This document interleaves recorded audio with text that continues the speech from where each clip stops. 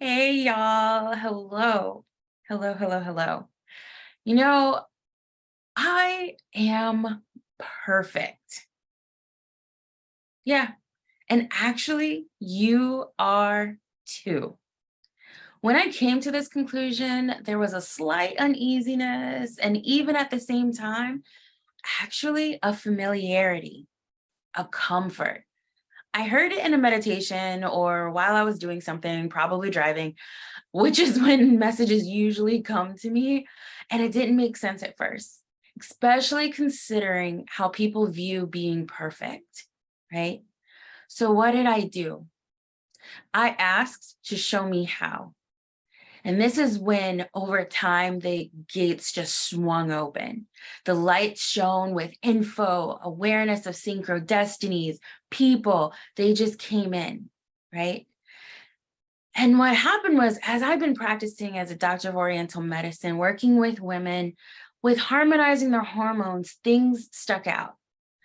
And something in particular, very much so, stuck out. And it was what it was that she was saying. It's what they would say about their symptoms, about themselves. And they could be saying it even jokingly. And at the same time, those statements rang true for them. Things like, I'm a work in progress. Oh, I got to fix XYZ. I'm going to get it together. Nobody's perfect, right? Any of those sound familiar to you? And some of these I even said until I realized, right? This is what I heard though. I heard that she believed that she was broken, and I heard that she believed that she was in need of repair. And then this is what I saw, right? My eyes are closed even when I said I saw. It's because I saw through here was this image of a giraffe's pattern. Yes, it's a beautiful pattern. And it's this pattern with these splotches, with these patches, right? And the thing is, though, in between those splotches and those patches are all of these rivers, there's all of these valleys, all of these openings, all of these spaces, right? That are all there. But what did it mean? Those valleys and those rivers and those openings were also spaces of which it is that she was also going to be seeking to fill them to feel whole. So then what would happen is she opened herself even unconsciously to bringing in others, to bringing in activities, whatever it is that were distractions that would actually fill her, to fill in those spaces, to fill in those gaps, right? To feel whole, to come together. Because our innate nature is to be whole, is to feel whole, right? So while she felt like her needing to get it together was true for her, I'm going to tell you the truth. And yes, there's a difference. You are already whole and complete right here and right now. You are perfect. The root meaning of perfect is actually whole and complete. It's oftentimes mistaken that perfect means flawless, and that is not the case. It really is that whole and complete. And so I would like to imagine a diamond, right? Yeah, sure, everybody, the cliche, it's the pressure that creates it, right? There's more though. There's more to that story. The markings are also a part of that diamond and the story. That those markings are their story. The clarity is the story, right? It wouldn't even be that diamond without it, without those markings. Notice I didn't even call them flaws, right? They're simply markings. It personalized it. And you know what else? As light is shown through a diamond, those reflections that you see, right, as it points out of it, those are all literally cascading up on a wall outside of it. It's its personal imprint. So not only is it that it's a reflection of its journey up until that moment that it was harvested, right? It's also showing infinite trajectory outside of it through that journey. And that is what I see as you. What you see as flaws are actually part of you and your experience, that as your light shines through you, it has your imprint and is a beacon of light to others. So just as the diamond's markings are showing you how it came into form, what you observe as patterns, behaviors, symptoms are really seen as in response to what's going on around you and within you. Your physical body is literally built in response. And this is why I love working with and understanding hormones. They're like the master communicators, right? And the body. Their role is simply to, this is me saying simply, but it's a very complicated process, right? Their role is simply to assess the environment inside and outside, then send the messages of what to do to everyone else. Those symptoms are messages. But what are those messages, right? The messages are actually offering insight. And that insight is actually coming from your soul. That is your perfect, authentic self. It's who you really are. And those symptoms and the conditions, they're actually invitations for you to begin to come in, listen, and to interpret. This is what I would see with women. This is what really changed it for me in the practice. It was this beautiful interpretation, a process, an unfolding of what her authentic self is asking her to be. So all along from training and whatnot, and it's not even to say that it was wrong, I had to go through that process. So here it is that all along I'm thinking, let's correct the symptoms. Let's see what's happening and let's correct it, right? If there's a deficiency, we want to replete it. Like if there's excess, we want to reduce it. And, oh, we got it. We're going to use this herb and all of this, right? And then it dawned on me. I'm like, wait a second. I went into this medicine because this medicine is beautifully seeing people as a whole person, seeing the impact of their life, like all these various aspects of their life and how it's showing up now into what I'm seeing and assessing on the physical form, the mental and emotional form, the spiritual form, right? And so when I realized like, oh, that's not even what I was doing, right? Because like I said, I'm trying to correct the symptoms. I'm going, that's the same thing as Western medicine. And then as I evolved through the practice and I realized like, it's not even that. It's really about seeing those symptoms as messages of the presentation or lack of the authentic self. Is there alignment or not with the authentic self? We needed to become aware and accept and appreciate her totality. Use those strengths. Become aware of what could be lurking in the shadows. For those are the messages and the guiding posts as well. So now you can see that your journey has changed course, right? Because by now you're seeing that you are perfect. You're perfect right here, right now.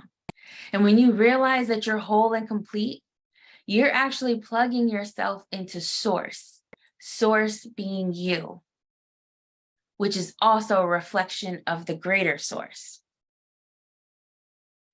So imagine the mega power that comes from that. I mean, that's like a huge, huge power company, everything, it's all yours, right? And just imagine what could you light up in the world when the light is actually recirculating, like that power is recirculating within versus it leaking out.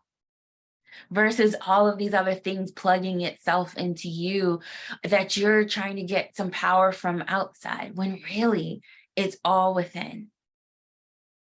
It's just taking that time and learning and becoming aware, using those symptoms, using those conditions of the physical, the mental, the emotional, and the spiritual as those guiding posts for you to plug back into source, for you to resource. Intentionally said that way, right? It's embracing all aspects of you.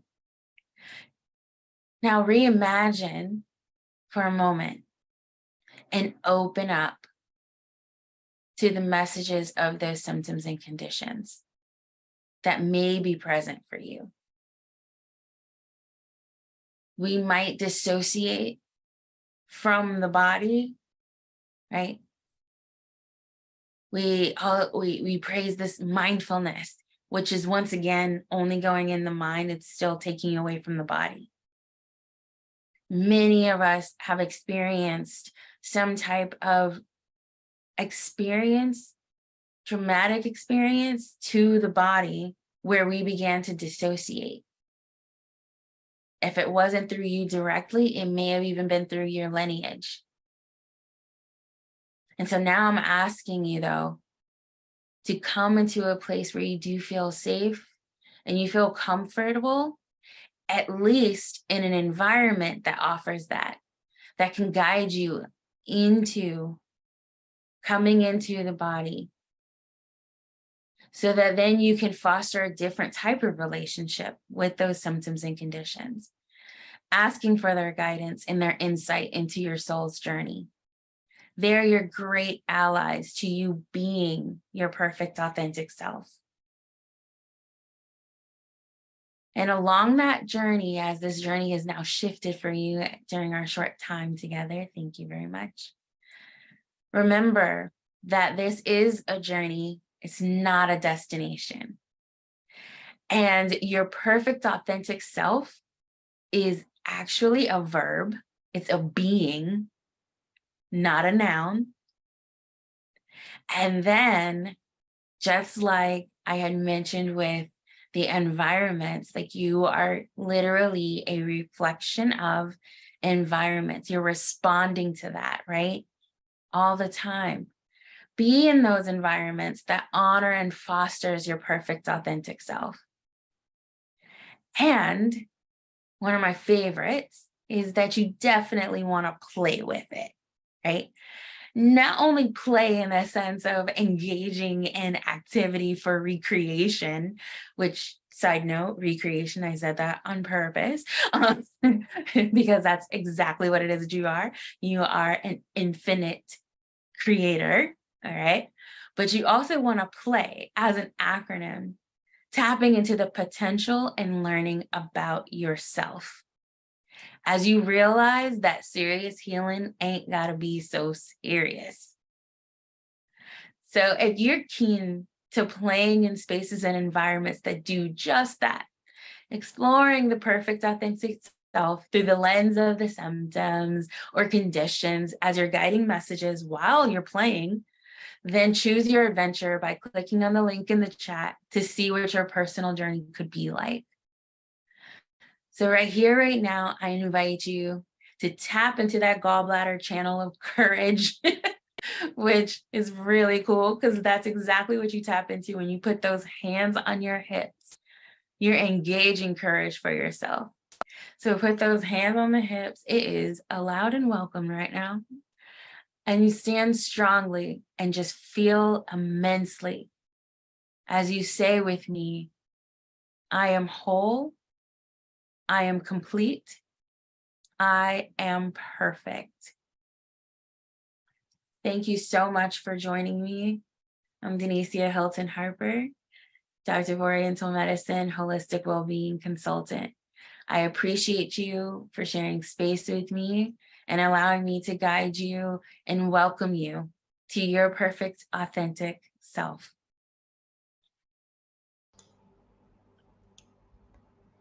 Ashe. Denicia, I could listen to you talk all day long. Your voice is so soothing. Thank you. Hello, Mama. How are Hey. you? Good. Yes. Awesome. Doing Oh, good. I could listen to you all day. Thank you for not only being on the stage with us and sharing all of this information, but for closing us out in such a affirming and soothing way on day 4. This has Yes. been so beautiful. Yeah, Raven's in the chat. Yeah, her voice is so calming. I Oh, say. thanks, Raven.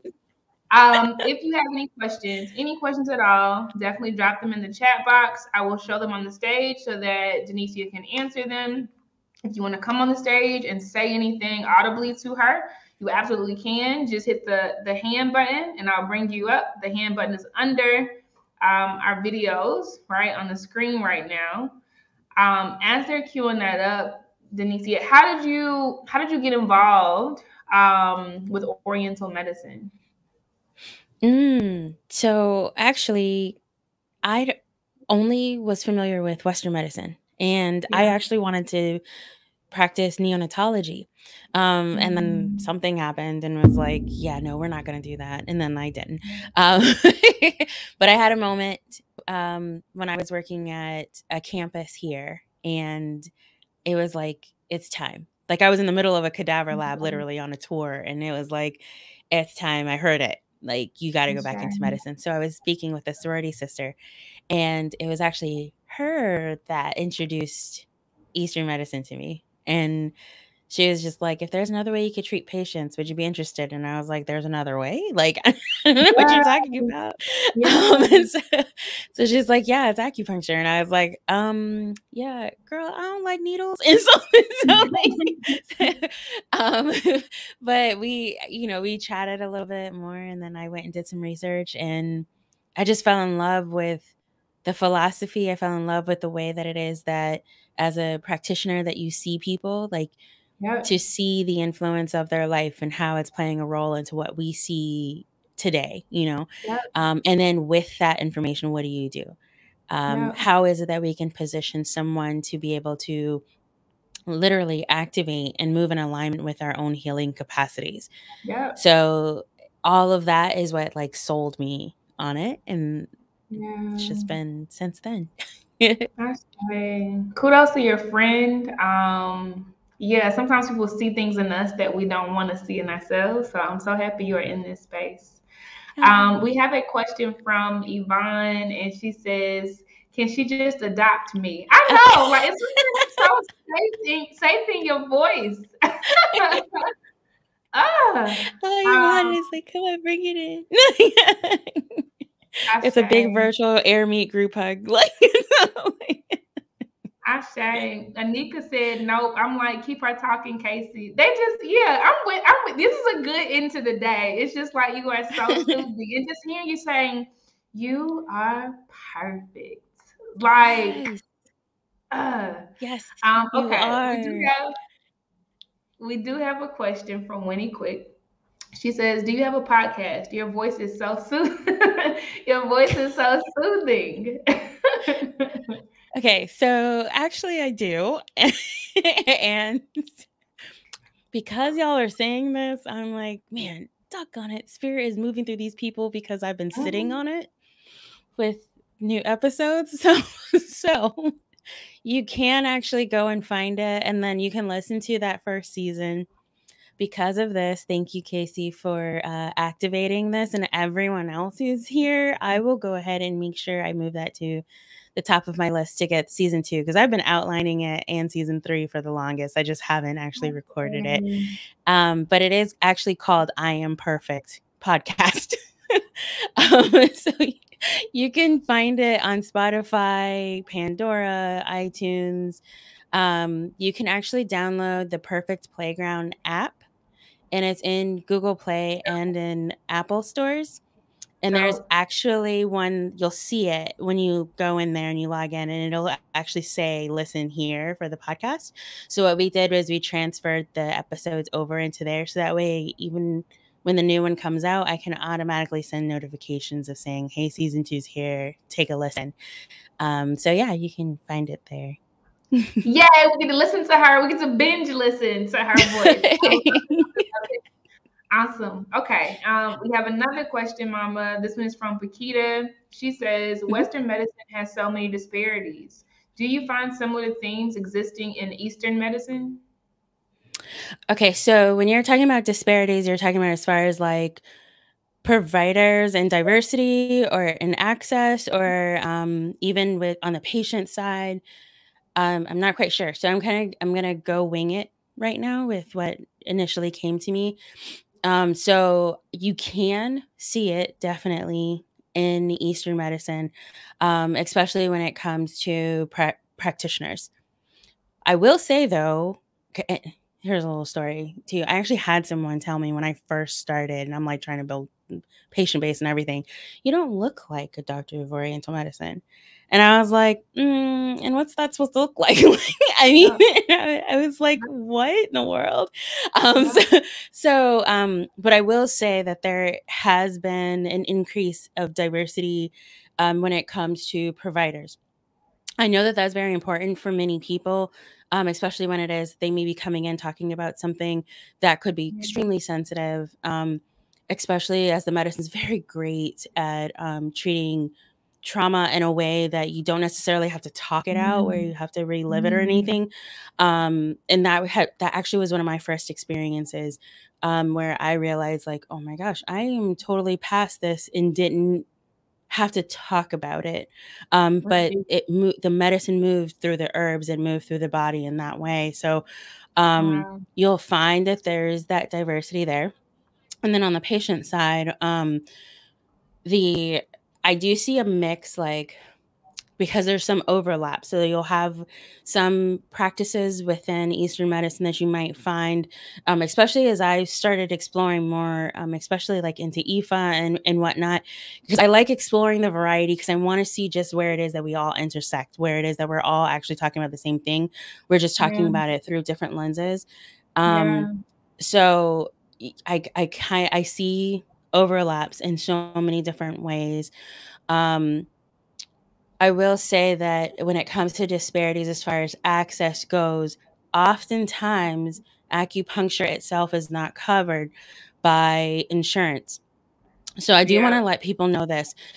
Even if it is covered by insurance, there's a behind the scenes thing that only certain things that can be coded can approve it to be covered by insurance. So what you find is then that people are like, well, it seems like it's more out of discretionary income that people can actually access Eastern medicine. And I will say that there's going to be a gamut. So you could literally see people who are doing sliding scale privately, or they're doing community acupuncture, and there's actually a community acupuncture website and everything. There's even acupuncturists without borders that will go and do acupuncture for big trauma cases and things like that, all the way to where it could be like $150, $200, that kind of thing. So when I hear disparities, I think about so many different aspects, and I know that financially there is that issue that's there. So you can actually look at it like that. There's also, when you think about access location, so I'll let you know it's state by state as far as what someone's licensed, what they're able to do in their state. So sometimes you'll find congregations, right? Like I would love, as much as I would love, my family's from Mississippi. And so whenever I go visit, how much it is I know that this type of medicine could do there. But when you look at the state laws and being able to practice, it's like you got to jump through a lot of hoops, and then it's still under an MD's thing unless it goes periodically. I'll go back and check. But when you do that, it kind of sets you up to possibly continuing to perpetuate what the disparities are, right? Like if you do it that way. But like in Florida, it's a lot. We have a lot more that we're able to do. California, same thing. So you want to kind of look and see exactly where you're at. And at the same time, I do want to say, because you are finding some other ones that are practicing more telehealth, because they're using elements of the medicine trust and believe that acupuncture is only one modality within a huge breadth of the medicine. This is why it is that I transitioned out of just needling. I had a teacher tell me anything that moves the chi is a needle. So simply by you listening and talking like me, and you're listening to me, it's changing things. It's changing the way that the chi is actually moving, the way that your mind thinks and all of that. Right. So I say this so that you can expand in the way that you think about it, and then how it is that you want to kind of go about doing it, and going about it. And I'm totally open to if there's any particular questions that people might have about certain conditions and whatnot, that you might want some insight on who it is that you're looking for, then like totally hit me up and let me know, because I'm down for that. Oh, they have it. It's the next question. Wait, did I put the wrong one up? Where'd it go? Sorry, they're voting on this stuff, so it's moving in order. Let me try to find it again. Oh, no, it's here.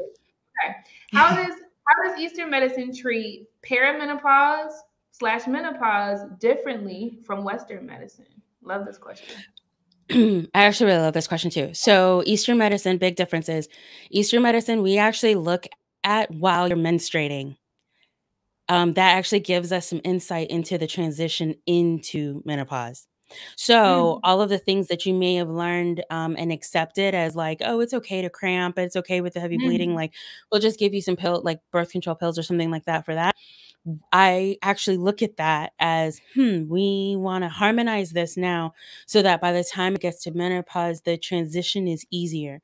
So when someone does come in talking about that they're in perimenopause or menopause, they're talking about their symptoms, I always ask, what were your cycles like when they were more consistent? Because that gives insight into the disharmonies. Western medicine does tend to look at symptom management a little bit more. Eastern medicine's looking at what are some of the underlying implications. Also in Eastern medicine, it is celebrated to go into menopause. That is huge difference. It's a huge difference, because there are also studies that are proving that women's perception of menopause and what happens during menopause actually is affected by their culture's belief of menopause.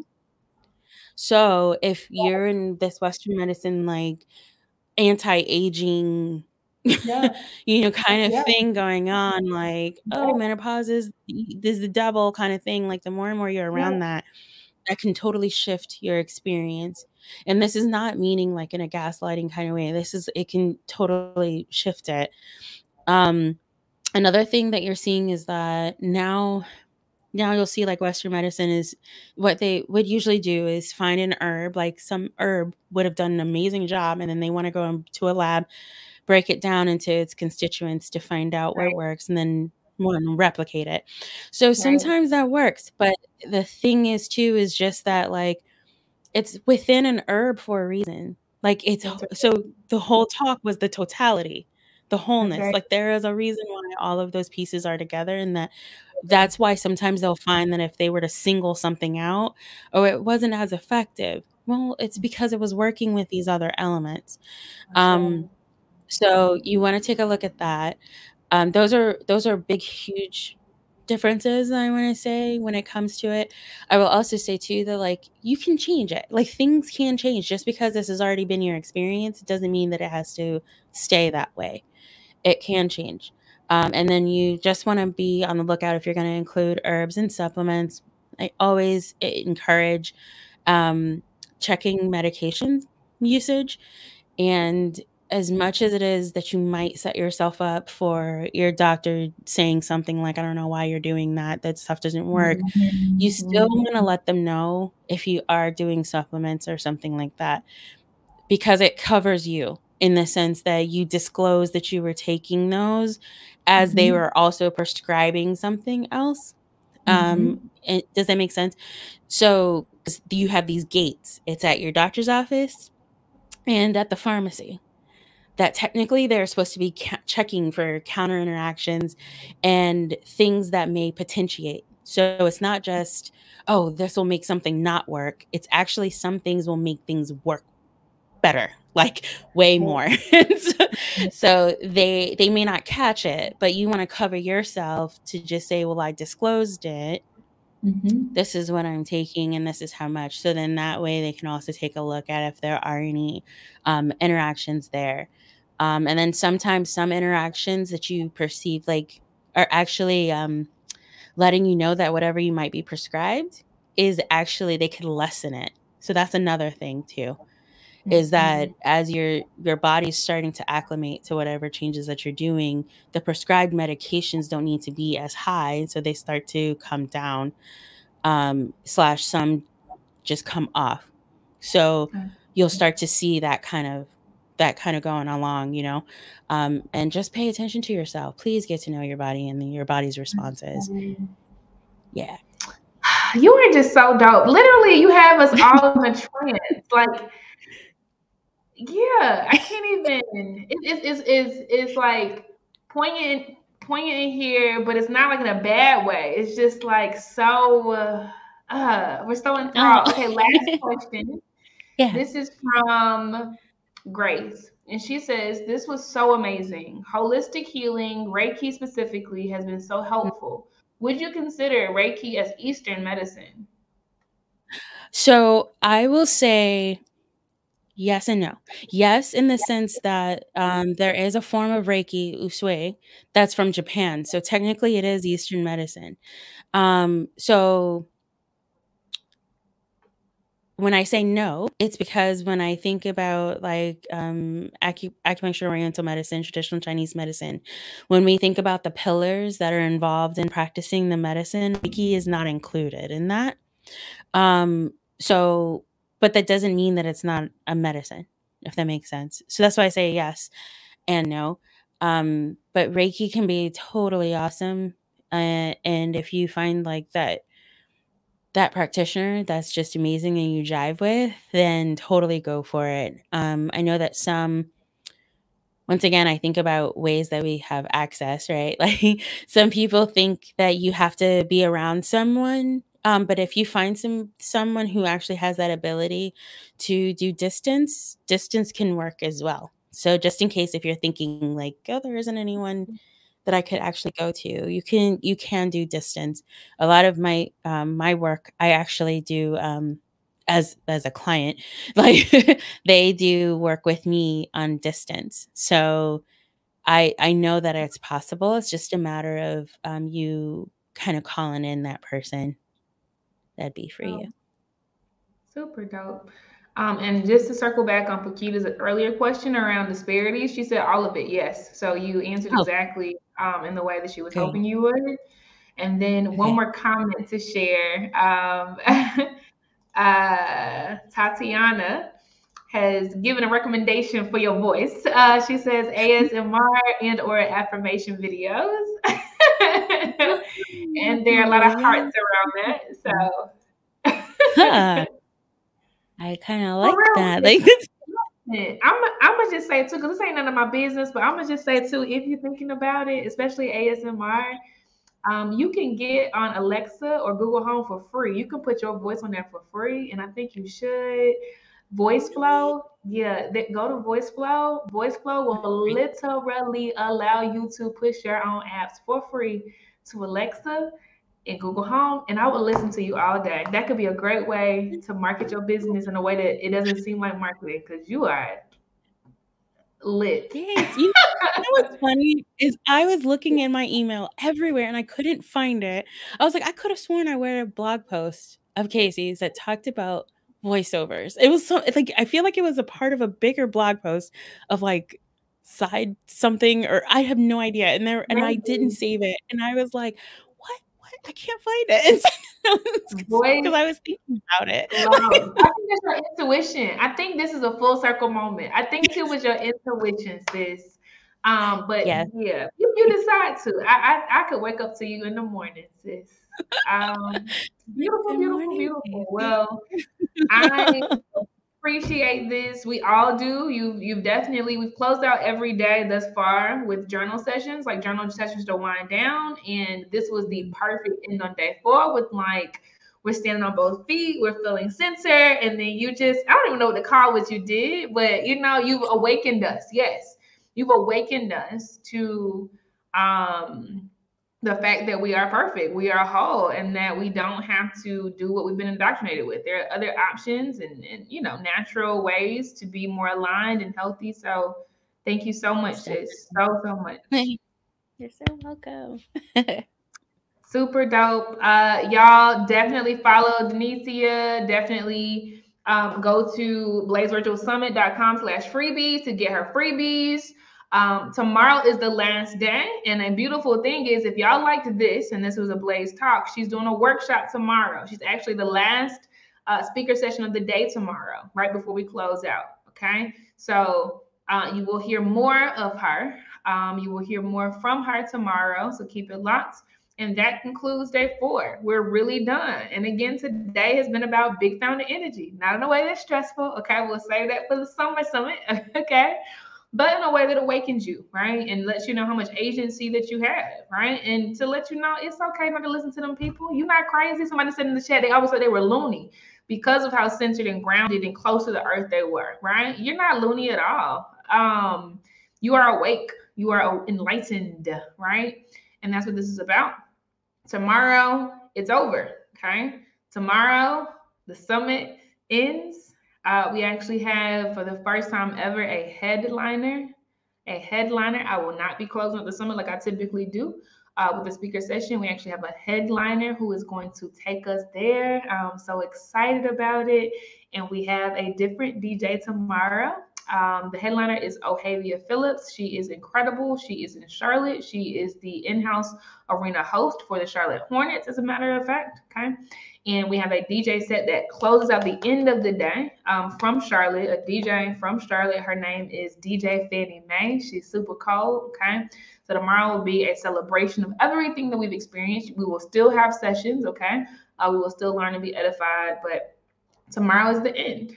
So I thank you for rocking with us. I appreciate you all so much for everything that you have poured into this day. Be sure you have time tomorrow, but be sure if you have anything you want to share and leave, right? Be sure to submit a testimonial. Okay, it's in the feed. It's in the feed. The link is in the feed. I will make sure to pin it so that everybody can access it pretty easily. It'll be up tomorrow too. I just pinned it. Okay, it's at the top of the feed, but you click that link and you will literally be able to leave a video testimonial, right? Of what this experience has been like for you. Okay.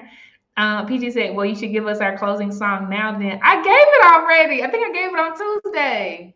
Who was in here? Del PG. Didn't I sing Cranes in the Sky? I really did. I really did. It might have even been Monday. I don't know. But I did. It's on somebody's replay somewhere. I appreciate y'all. No, I did, PG. Neff knows. Neff heard me singing it. But be sure you go by the booths in the Black Market. They will continue to be there today. They will be there tomorrow as well. Then after this, the summit area closes, okay? I'm gonna close us out. I'm literally gonna close us out after this, okay? I'm gonna just sing us out for PG because I can't say no to her, but I'm gonna do like a church benediction. I hope I get these words right because it's been a long time. It's something like may his peace be with you till we meet again. May his peace be with you till we meet again. Till we reach that promised land. And we're walking hand in hand. May he give you strength to stand till we meet again. Till we meet again. until tomorrow, I hope that his peace stays with you, that her peace stays with you. And I love y'all deep. I mean it, okay? Enjoy the lounge, enjoy the Buy Black Market, enjoy communing with each other. We'll do this again for the last time for the Winter 2022 Summit, bright and early tomorrow. Peace. Bye.